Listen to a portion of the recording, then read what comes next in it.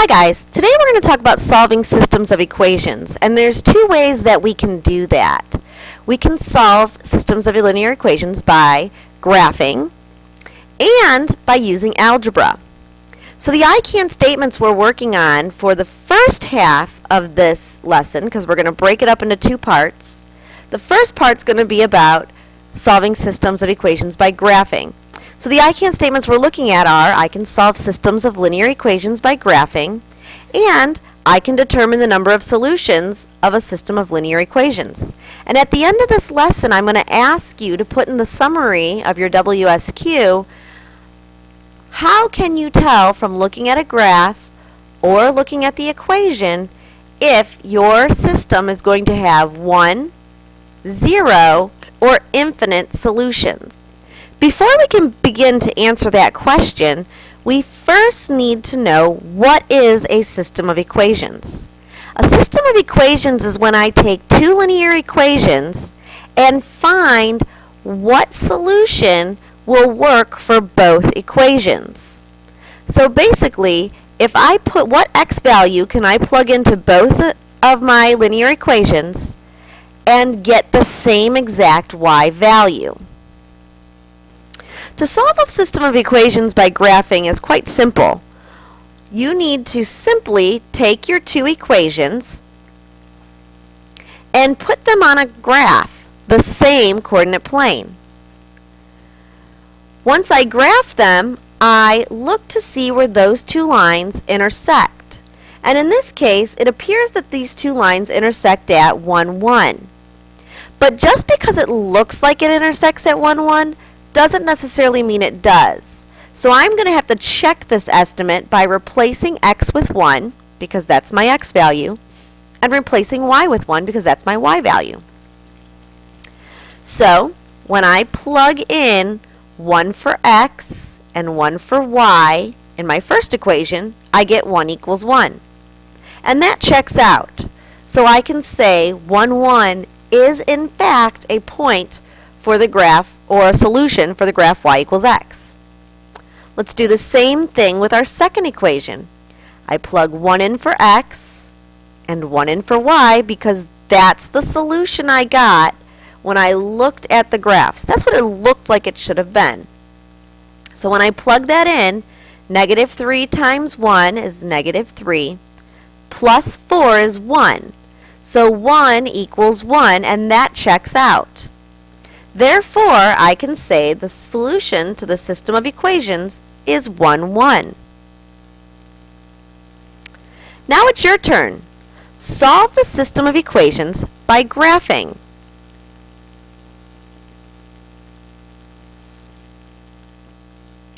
Okay, let's check your work. When I graph both of these equations, they appear to cross at 1, 1. Or 1, 4, sorry. And that's where the lines seem to meet. So let's try it. Let's plug negative 1 in for x here. Or positive 1 in for x, which makes it negative 1. Negative 1 plus 5 is 4, which is what I need to have as my y value. So I know for sure that 1, 4 is a solution to my first equation, y equals negative x plus 5. Now I plug that same solution into my second equation. Instead of x, I'm going to put in a 1. 2 times 1 is 2, plus 2 is 4. So y equals 4, which is exactly what I need to have for this solution. Therefore, I know that 1, 4 is a solution to this system.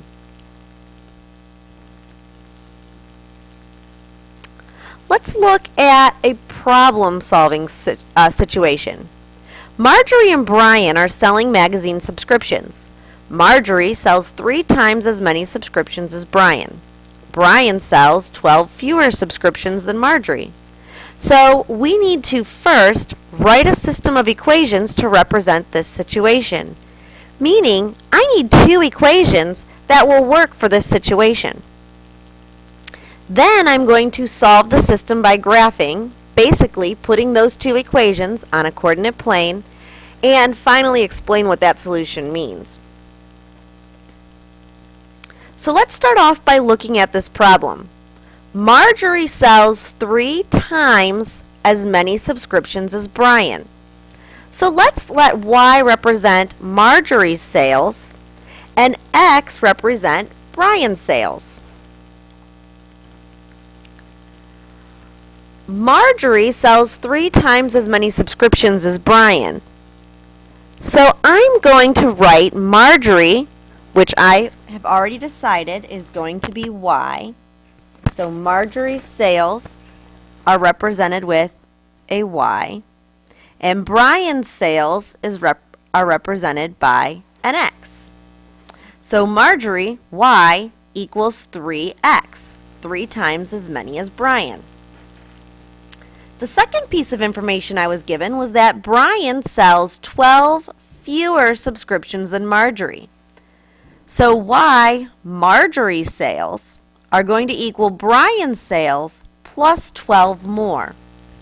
So that's how I got my 2 equations, which are going to be part of my system. The next thing I need to do,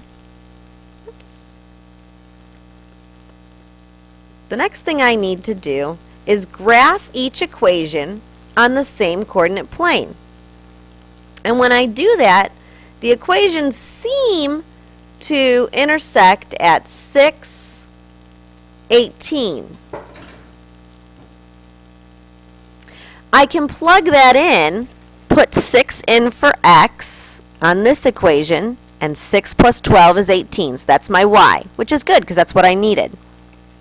3 times X, or 3 times 6, is 18, which is my Y. So since 618 is a solution to both equations, I know that that's the solution to my system. But what does that mean? That means that since X is 6 and Y is 18, Marjorie sells 18 subscriptions and Brian sells 6 subscriptions. Now it's your turn. Go ahead and find the answer to this problem. Write a system of equations to represent the situation, then explain solve the system by graphing and explain what that means.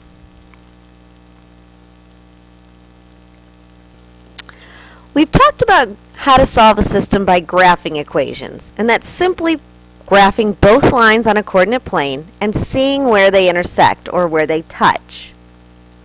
Keep in mind, sometimes there will be no solution, and sometimes there will be infinitely many solutions.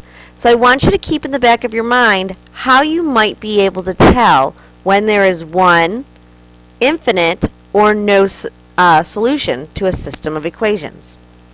And let's move on to solving systems of equations algebraically. So the I can statement for this portion of the lesson is I can solve a system of equations algebraically, and I can interpret the meaning of the solution of a system of equations.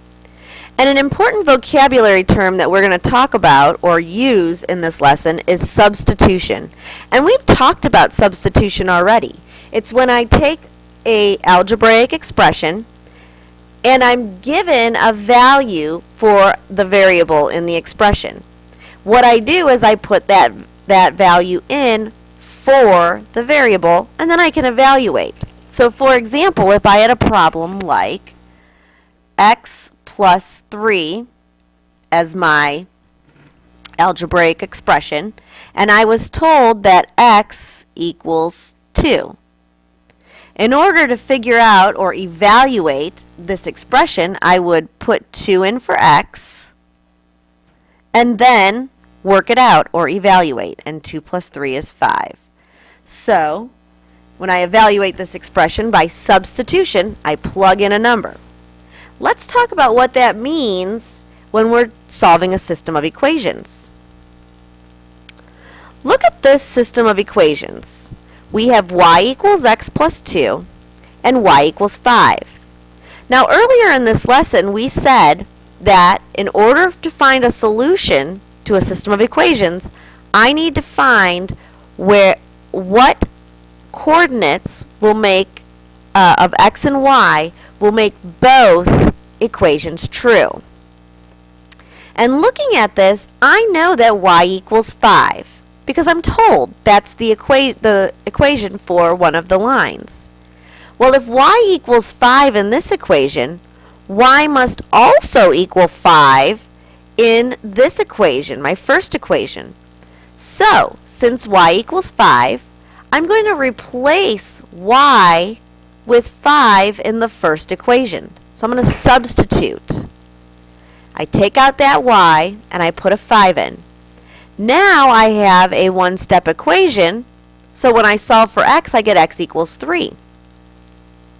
So the solution of this system of equations is when x equals 3, y equals 5.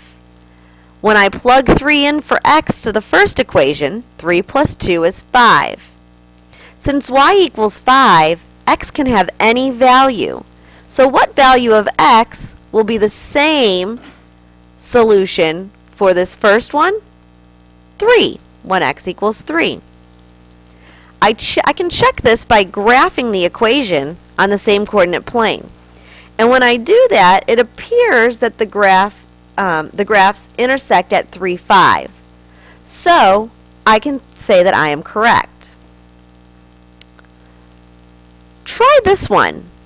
Solve this system of equations algebraically. Then check by graphing.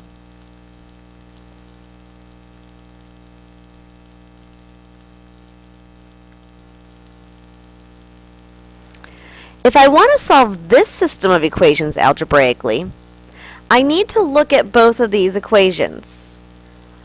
Both equations are written not in slope-intercept form, so I don't know what y equals. I could solve both equations for y, then make the mx plus b portion of the equations equal to each other and solve for x. And that would require me to move an x from one side of the equation to the other in order to solve. Or I can use substitution. To do that, I need to solve the first equation for y. Since its coefficient is 1, that makes it easier to solve for y, and I won't have to deal with fractions later on. So I do that by getting rid of that minus 3x by adding 3x to both sides, which leaves me with y equals negative 13 plus 3x. So I know what y equals. Once I've figured that out, I look at my second equation and find the value of x by substituting what I know y is, negative 13 plus 3x. I'm going to put that in for y in the second equation. So my second equation is 4x plus 5y equals 11. I'm going to take out that y, since I know y equals negative 13 plus 3x. I'm going to put in negative 13 plus 3x. Now I notice that I have to use the distributive property to distribute this 5 to everything inside the parentheses, which leaves me with 4x minus 65 plus 15x equals 11. I'm going to combine my like terms, 4x plus 15x, and this is just solving multi-step equations like we've talked about earlier this year. 4x plus 15x is 19x, minus 65 equals 11, and when I solve this two-step equation by adding 65 to both sides and then dividing by 19, I get x equals 4. So if I substitute 4 in for x in either equation and find the value of y minus 3x equals negative 13. So y minus 3 times 4 equals negative 13. Y minus 12 equals negative 13. I'm going to add 12 to both sides. Y equals negative 1. So the solution to this system is when x is 4, y is negative 1. I can put that into the other equation, and I should get the same answer, 4, negative 1. Now it's your turn. Try this problem. We are now done with this lesson. after you finish